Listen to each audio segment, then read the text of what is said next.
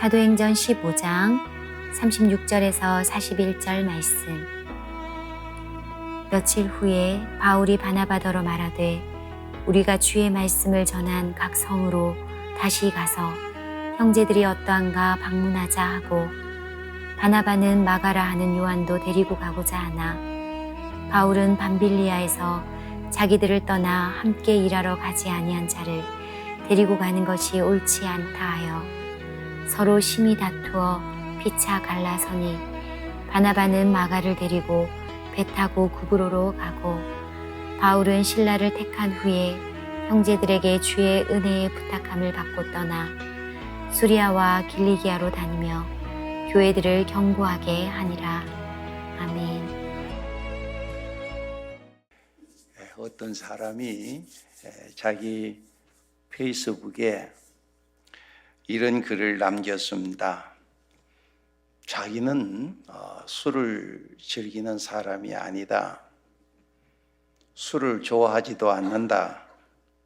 술을 정말 가끔 먹는다. 그런데 지금은 너무나도 먹고 싶다. 왜냐하면 의사가 건강상의 이유로 술을 먹지 말라고 했기 때문이다. 의사가 하지 말라고 했기 때문에 나는 더 하고 싶다.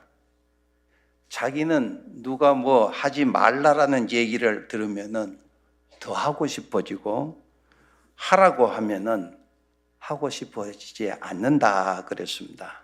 그래 자기에게는 뭐 하지 말라, 그런 얘기를 하지 말라는 그런 얘기입니다. 좀 특이한 사람 같아요.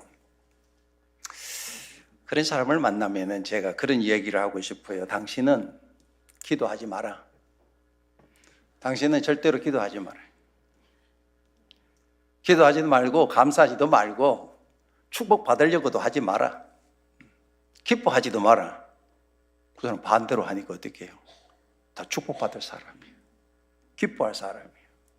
감사할 사람이에요. 그래요. 사람들 가운데에는요, 자기는 원래 그렇게 잘 하지를 못하면서도 꼭 누가 얘기를 하면은요, 그렇게 하기 때문에 나는 그렇게 하지 않는다. 그리고 거꾸로 살아가는 사람들이 있어요. 그런 사람은요, 병 나도요, 그 병원에 가도 병 못 나서요. 병 났으면 의사가 시키는 대로 해야 돼요. 그런 사람은요, 하나님을 믿어도 축복을 받지를 못합니다. 왜 인생을 그렇게 불행하게 살아요? 왜 나중에 후회할 그런 인생을 살아가느냐 말이에요.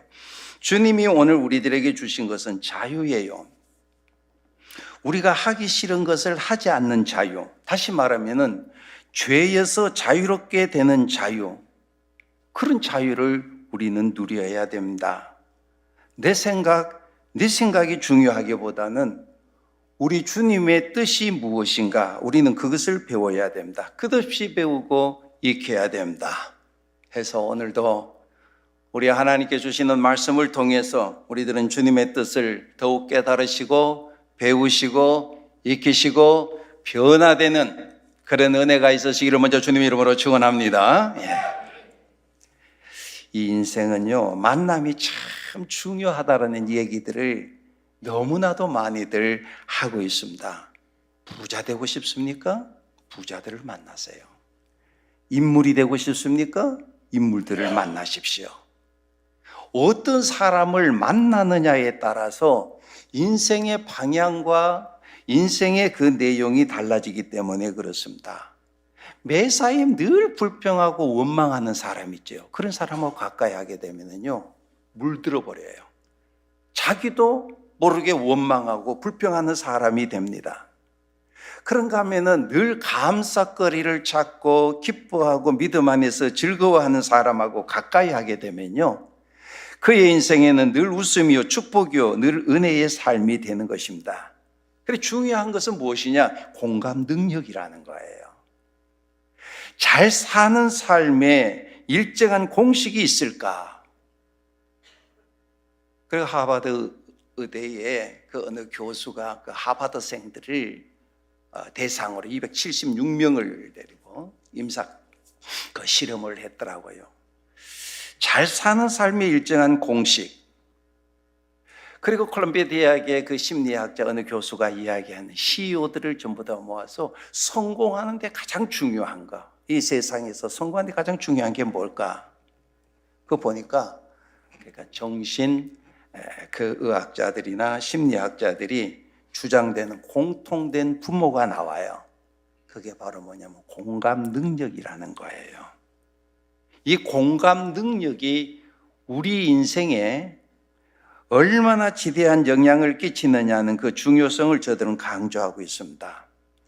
여러분, 성공적인 이 노후로 이끄는 열쇠는요, 지성이나 계급이 아니에요. 권력이나 명예가 아니에요. 사회적인 적성이에요. 오늘 말씀을 보면은 인물이 나와요. 마가라고 하는 인물이 나오고 바울과 바나바라고 하는 그 인물이 등장을 합니다. 마가라고 하는 인물을 우리들이 너무나도 잘 알고 있어요. 마가는요, 오늘 본문에 보면은 실패한 자예요.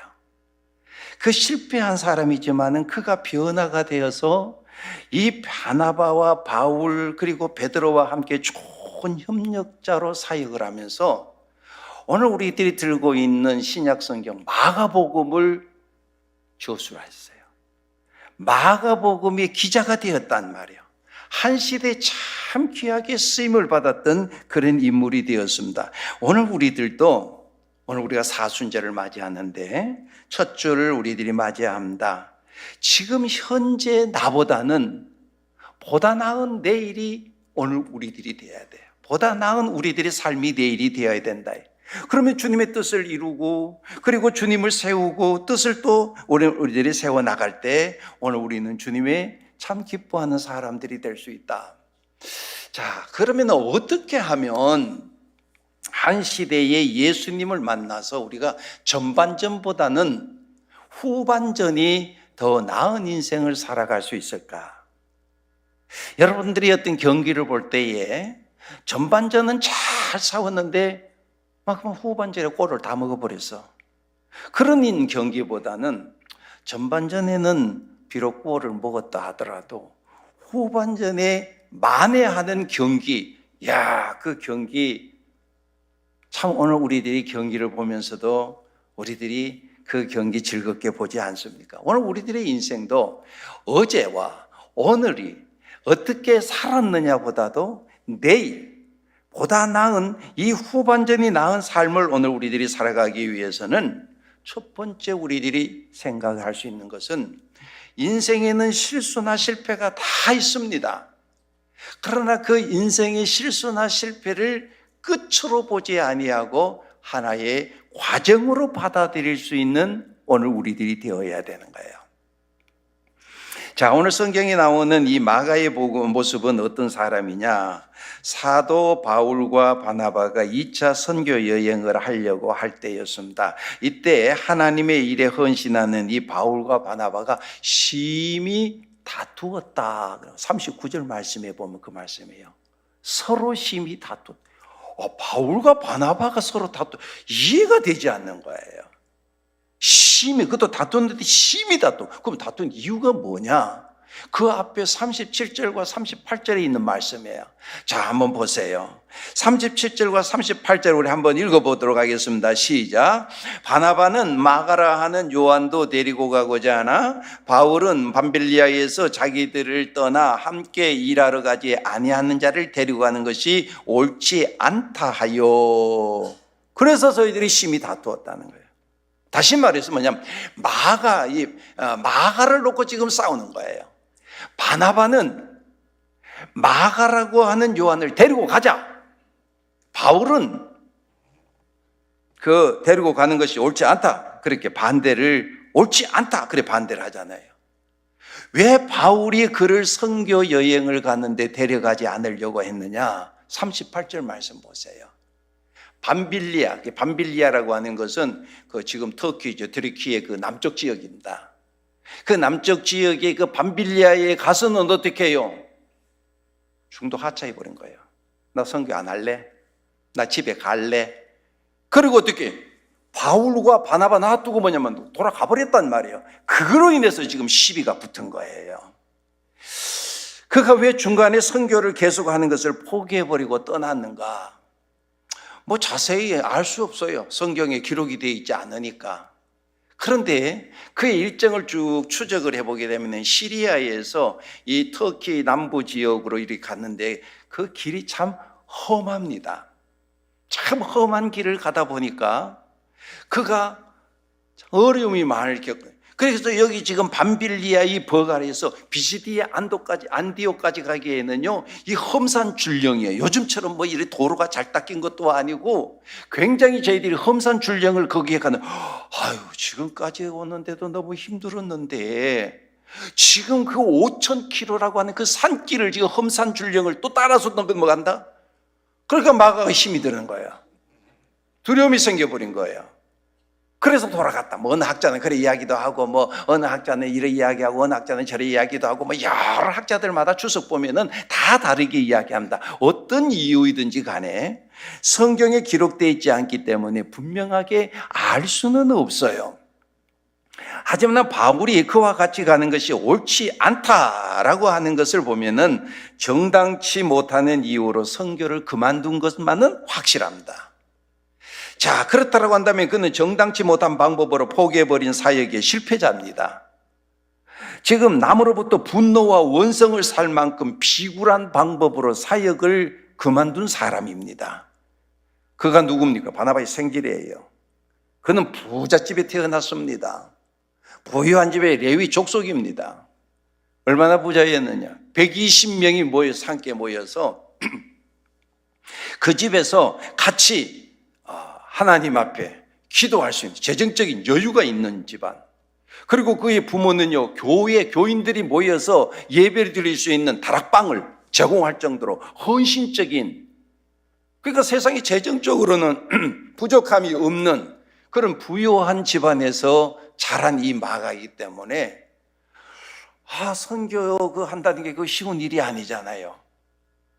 도로가 어려운 상황에서 그렇게 그까지 밤빌라까지 가가지고는 더 이상 못하겠다. 그러고 돌아가 버렸단 말입니다. 어려움이 있게 될 때에 그는 이렇게 쉽게 포기하고 극복하기가 힘들었던 모습을 보게 됩니다.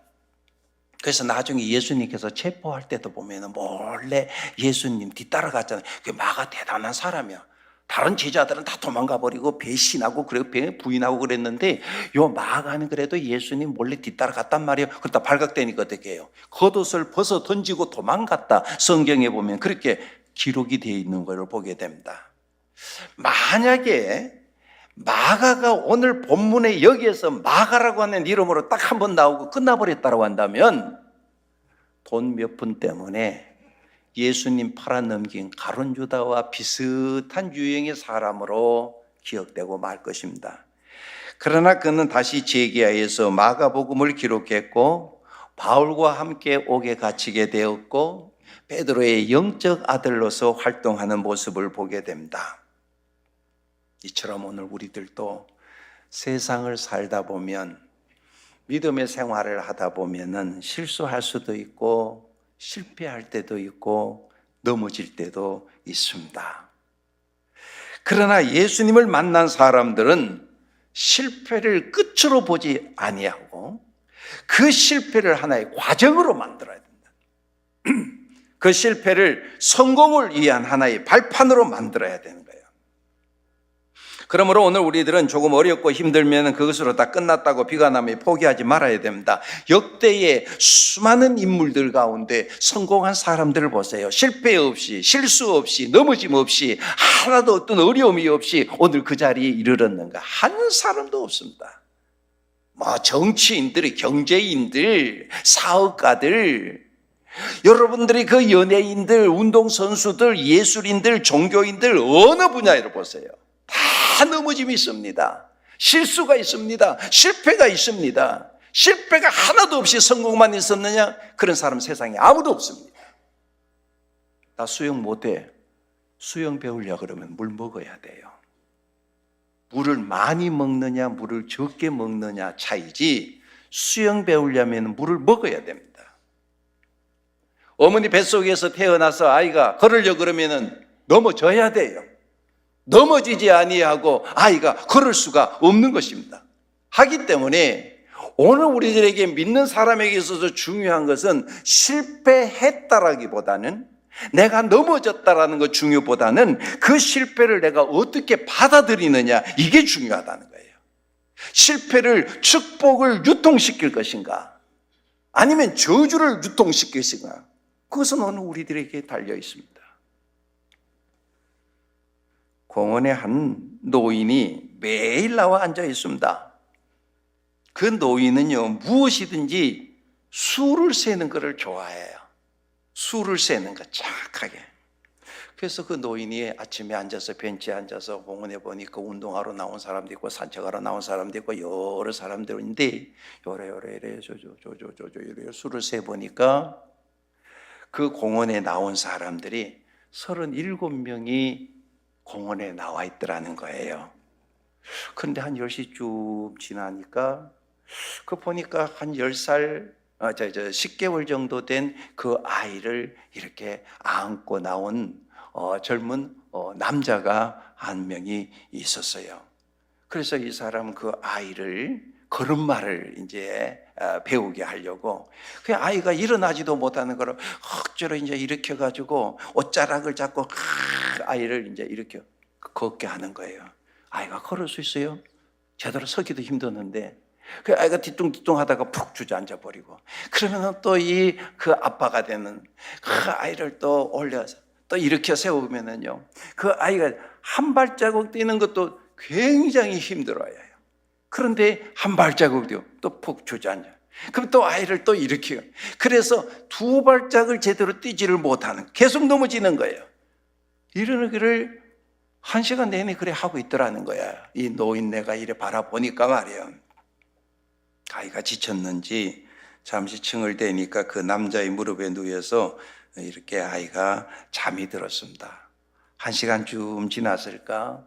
남자는 역시 또 잠에서 깨어난 이 아이에게 또다시 걸음마를 시켰습니다. 또 일어나서 푹 주저앉아. 일어나다 한 발자국도 제대로 걷지도 못하고 또 벌썩 주저앉아 버리고. 그런 아이를 계속해서 걸음마를 시켜요. 그러다가 해질 무렵이 되자 그 남자가 일어났습니다. 일어나서 보니까 그 옆에 벤치에 앉아 있는 그 노인을 의식한 남자는 노인에게 다가가서 말을 했습니다. 우리 아이가 걷는 모습 보셨지요? 도와주지 않았는데도 오늘 3걸음을 걸었습니다. 오늘 3걸음이나 걸었습니다. 그러니까 노인이 퉁명스럽게 말을 합니다. 내가 보니까 그 애는 오늘 35번이나 넘어졌습니다. 그 남자도 깜짝 놀랐어요. 아, 그러세요? 난 우리 애가 넘어지는 것을 몰랐는데. 남자는 팔에 안은 그 아이의 볼에 입을 맞추면서 그 노인을 향하여 웃으면서 얘기를 합니다. 걸음마를 배우는데 35번쯤 넘어진 게 뭐 대수겠습니까? 걷는 것이 중요하지요. 그렇습니다. 걷는 것이 중요합니다. 사람은 보는 눈이 다 달라요. 똑같은 삶을, 똑같은 사건을 긍정적으로 볼 수도 있고 부정적으로 볼 수도 있습니다. 이 노인은요, 뭐를 봤어요? 그 아이 넘어지는 것만 봤어.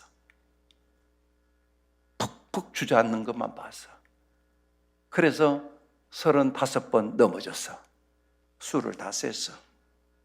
아빠는요, 뭐를 봤어요? 아이가 일어나 걷는 것을 봤어요. 성도 여러분, 어느 관점에서 보느냐에 따라서 인생의 삶의 질이 달라지는 거예요. 실패를 실패로만 보느냐, 아니면 실패도 성공의 한 과정으로 보느냐, 이게 중요해요. 세상 사람들은 실패를 실패로 끝나버립니다. 그러나 오늘 우리 하나님을 믿는 사람들은 실패도 성공의 하는 과정이라. 갑자기 성공했습니까? 실패를 통해서 성공을 이루었다면 실패도 그 성공의 한 과정으로 포함해야 된다 이 말이에요. 오늘 우리 아이들을 보면은 잘 컸습니다. 막 뛰어다니기도 합니다. 그 여러분들도 지금 보니까 전부 다 걸어서 교회 오셨는데, 근데 여러분들이 어머니 뱃속에서부터 태어났을 때 갑자기 여러분들이 막 걷고 막 뛰고 막 그랬습니까? 사람이요 한 번 걷는 데에는 2,000번에서 3,000번이 넘어집니다 그래요. 오늘 우리 자녀들이 지금 걸어 다닙니다. 아니 여러분들이 지금 걸어 다닙니다. 여러분들이 2,000번 내지 3,000번 넘어졌기 때문에 지금 그렇게 건강하게 걸어 다니는 거예요. 오늘 우리들은 믿음의 눈으로 삶을 바라볼 수 있어야 되는 거예요. 그래서 하나님께서는요, 잠언의 볼 같으면 이렇게 말씀하십니다. 의인은 7번 넘어질지라도 다시 일어난다 그랬습니다. 다시 일어난다 그래요. 넘어질 수 있어요. 실패할 수 있어요. 실수할 수 있어요. 그래도 다시 일어난다. 이게 바로 의인이라, 하나님을 믿는 사람들이라. 그러나 악인은 재앙으로 말미암아 엎드려져 끝났다. 더 이상 일어나지 않는다는 거예요. 예수님을 만난 우리는 어떤 실패라도 그 실패가 끝이 아니에요. 과정으로 봐야 된다는 거예요. 그러므로 한때 넘어짐을, 실수를, 실패를 여러분 끝으로 보지 마시고 하나의 과정으로 알고 다시 일어날 수 있는 여러분들이 다 될 수 있기를 주님 이름으로 축원합니다. 그리고 두 번째는요, 오늘 우리들의 인생의 후반전이 참 더 복된 인생을 살아가기를 원한다라고 한다면 우리는 나를 싫어하는 사람이 아니라 지지하는 신앙인들과 함께 다시 일어나는 사람들이 되어야 됩니다. 인생을 살다 보면 누구든지 실패할 수도 있습니다. 두려워 포기할 수도 있습니다. 그러나 그것을 마지막이 아니라 과정으로 받아들이는 이 삶의 자세를 가진 사람들은 과거의 실패에 집착하지 않습니다. 자신에게 피해를 준 사람들은 싫어하게 됐습니다. 같이 사역하고 싶어 하지 않습니다. 그런 사람에게 초점을 맞추면요, 그 사람 다시 일어나지 못합니다. 재기할 수가 없습니다. 우리는 세상 살면서 아주 다양한 사람을 만납니다. 직장에 가서도 별의별 사람들을 다 만납니다. 교회 와서도 별의별 사람들을 다 만납니다. 그런데 아무리 좋은 일을 해도요, 나를 반대하는 사람은 항상 있으기 마련입니다. 예수님 옆에서도 가룟유다 같은 놈들이 있는데 그렇잖아요. 별의별 사람들이 다 있단 말이에요. 직장에 가도 말이에요. 사회에도 말이죠. 아니 교회도 말입니다. 특히 한번 실수하면 끝까지 물고 늘어지는 이 편집성 성격을 가진 사람들을 만나, 아주 모난 성격을 가진, 아주 못된 이 편집성 성격을 가진 사람들이 있거든요. 나를 마치 넘어뜨리기 위해서 사명감을 가지고 태어난 사람처럼 매사에 흠을 잡고 충분한 근거도 없이 의심을 하고 평생 잊지 못하는, 그래서 공격하는 그런 사람을 오늘 우리가 만날 수 있습니다. 그런데 그 사람에게 집착하면 그 인생은 실패합니다.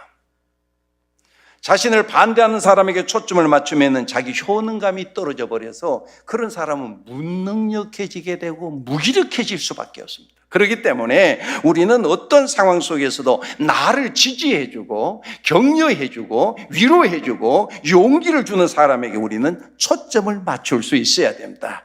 그런 동력자들과 함께 다시 우리는 일어나서 주의 일을 할 수 있어야 되는 것입니다. 오늘 성경에 보십시오. 바울 포기했습니다.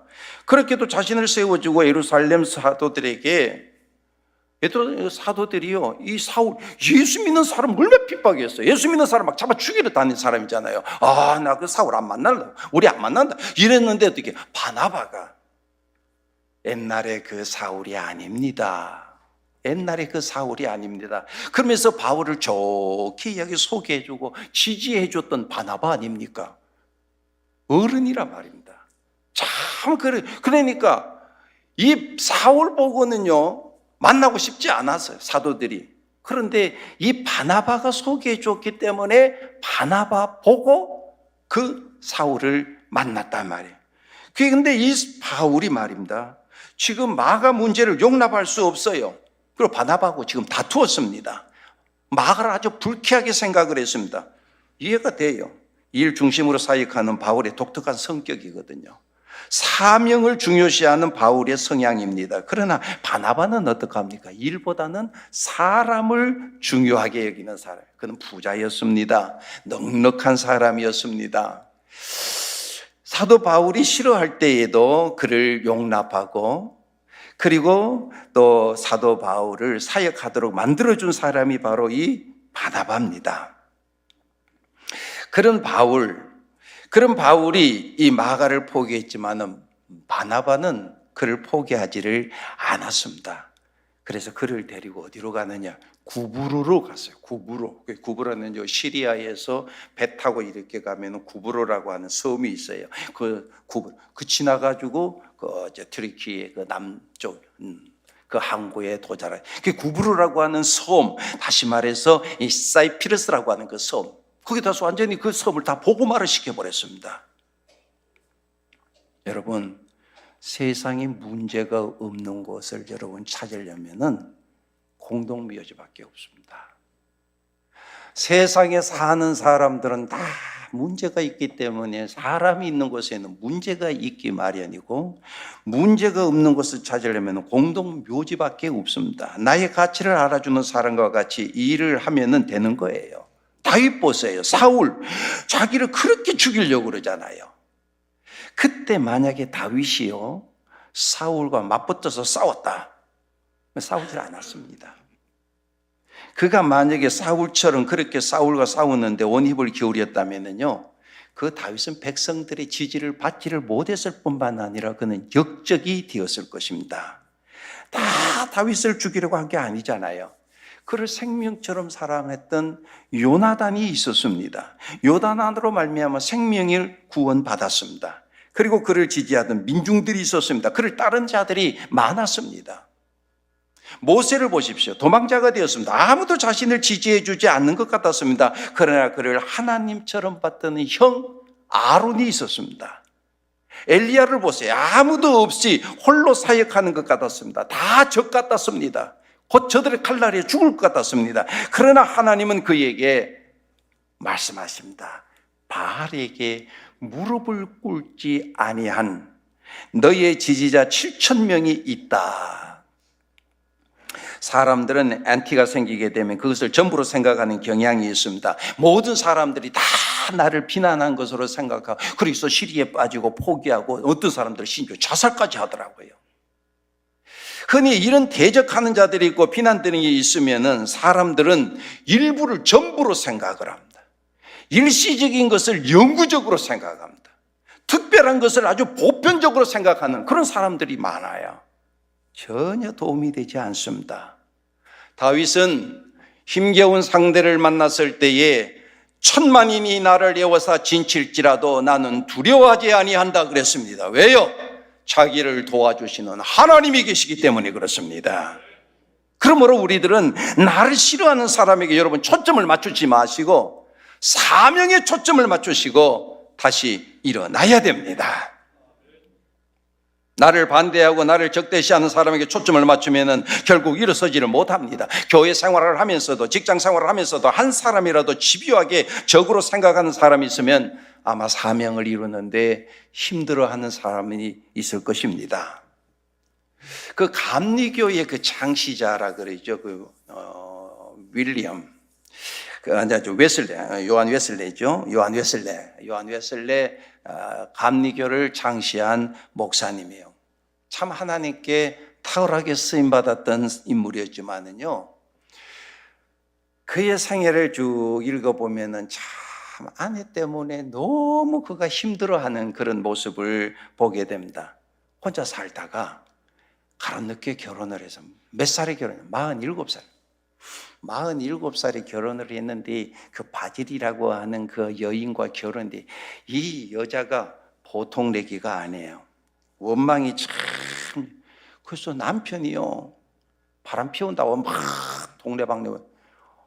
목사가 여성도들이 3분의 2가 되는데 70%인데 사람을 만나야 되는데 여성도 만나면 무조건 바람 피운다고 막 소문을 내거든. 그것도 부인이 말이에요. 남편에게 온 편지가 있으면 자기가 먼저 뜯어가지고 먼저 확인을 하는 거예요. 편지를 다 막 장소를 가리지 아니하고 남편을 막 그렇게 괴롭힙니다.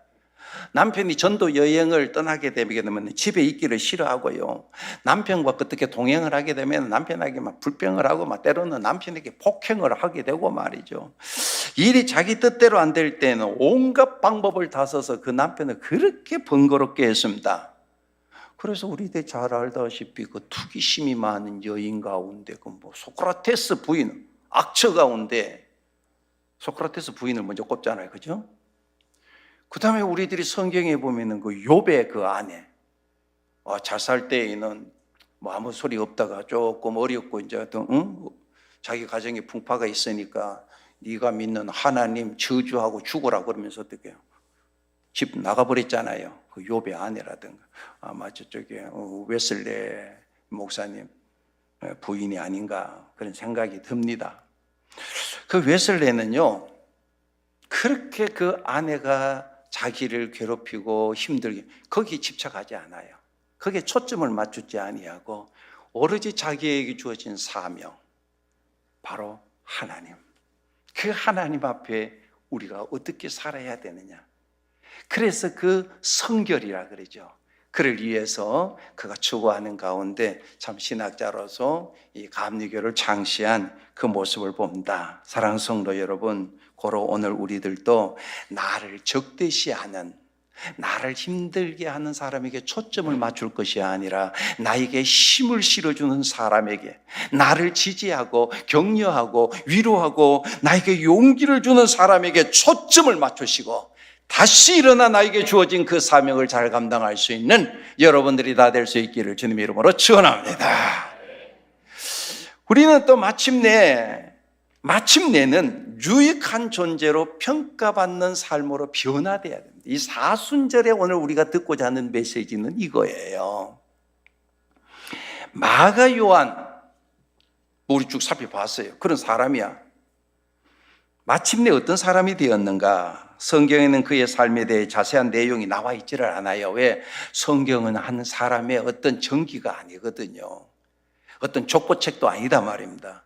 복음에 관련된 사건을 기록하고 있는 게 바로 성경이기 때문에. 그러나 오늘 우리들이 삶에 대해서 충분히 짐작하게 하는 그 말씀이에요. 그가 어떻게 살았다라고 하는 말씀을 보면은 이 마가 요한이 그 이후에 어떻게 변화되었는가, 그것을 오늘 우리들이 짐작하게 되는데, 자, 골로새서 4장 10절 말씀을 한번 보십시오.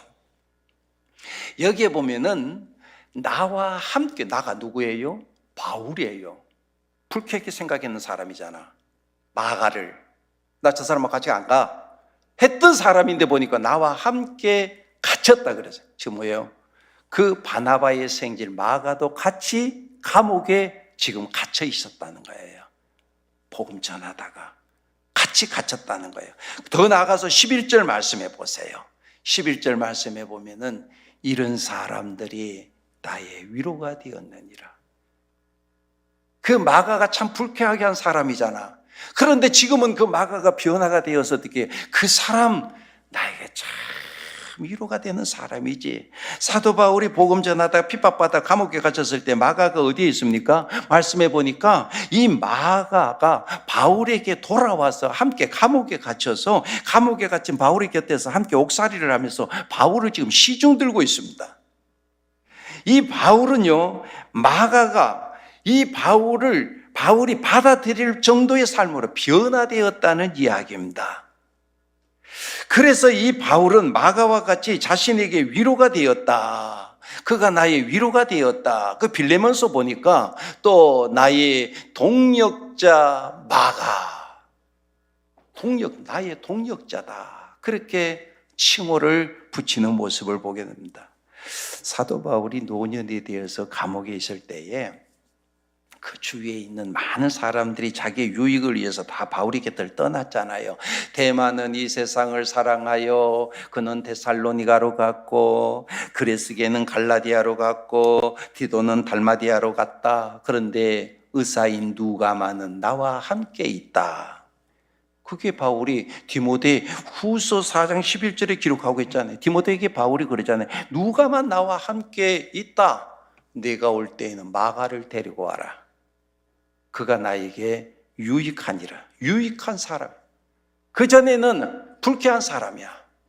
말이야. 같이 하다 지 좀 힘든다고 중간에 포기해. 지만 살겠다고. 그러가는데 이 사람은 저희 같이 할 사람이 아니야. 이렇게 생각하는 사람인데 지금은 네 올 때 너 혼자만 오지 말고 그 마가 데리고 와. 그 마가가 참 유익하다 나에게. 그는 주님의 사역을 이루는 바울에게 유익한 사람으로 살았어요. 사형에 직면한 이 바울이 함께 있기를 원할 정도로 아주 충성된 사람으로, 헌신된 사람으로 변화되어 있다는 거예요. 그래서 베드로가 이 마가를 아들이라고 그랬잖아요. 믿음의 아들이라 아주 신실한 신앙으로 인정을 받았습니다. 신뢰할 만한 사람으로, 아주 조력자인 것을 보게 됩니다. 성도 여러분, 세상에는요, 자주 만나도 또 보고 싶은 사람이 있어요. 그 사람 참 보고 싶다. 안 보이면 보고 싶고 궁금하기도 하고 보고 싶은 사람이 있고요. 옆에 있으나 멀리 있으나 만한 사람이 있고요. 그리고 있어서는 안 될 사람이 있어요. 항상 사람들은 요 세 종류가 있다, 이런 얘기는 우리가 학교 다니면서 수없이 들었잖아요. 그런데 우리 사회가 필요로 하는 사람들을 또는 다른 측면에서 보면은, 다시 말해서 지금 내가 가지고 있는 생각, 관념, 틀, 명예요, 지배요, 물질, 학식, 이런 것들에서 나누어 본다면은 유능한 사람이 있고요, 유명한 사람이 있고요, 유익한 사람이 있어요. 여러분, 유명한 사람, 유능한 사람 되어야죠. 좋습니다. 그러나 유명한 사람 못 되고, 유능한 사람, 유명한 사람이 못 돼도 유익한 사람만은 꼭 되어야 돼.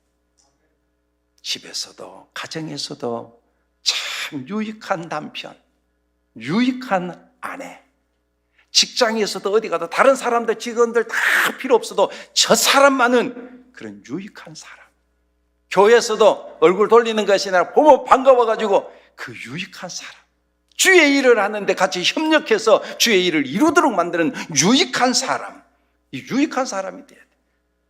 유능한 사람, 유명한 사람 세상에 많이 있습니다. 그런 사람 되면 좋겠지만, 그런 사람 되지 못한다 할지라도 여러분, 유익한 사람 되십시오. 변화되면 유익한 사람 돼요.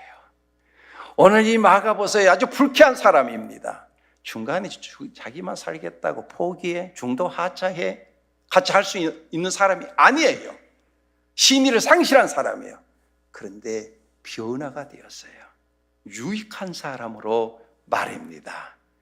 이 사순절을 맞으면서 오늘 우리들은 바로 이런 유익한 사람이 되어야 된다. 성도 여러분, 사람은 누구나 한때 실수할 수 있어요. 누구나 실패할 수도 있습니다. 넘어질 수도 있습니다. 그러나 거기에 넘어지게 되면, 거기에만 머무르게 되면 그는 실패자입니다. 마침내 승리자로 오늘 우리는 일어나야 됩니다. 예수님을 만나 시작도 좋아야 되지만 더 중요한 것은 끝이 좋아야 됩니다. 점점 더 좋아지는 인생살이가 되어야 됩니다. 유익한 자들이 되어야 된다, 그 말씀입니다. 그러므로 바라기는, 오늘 우리 모두들은 믿음 생활에 실패할 수도 있고 넘어질 때가 있다 할지라도 그것이 끝이 아니라 하나의 과정으로 다시 일어나 결과는 보다 유익한 자로 평가받는 참 변화되는 그런 참 믿음의 사람들이 다 될 수 있기를 주님 이름으로 축원합니다.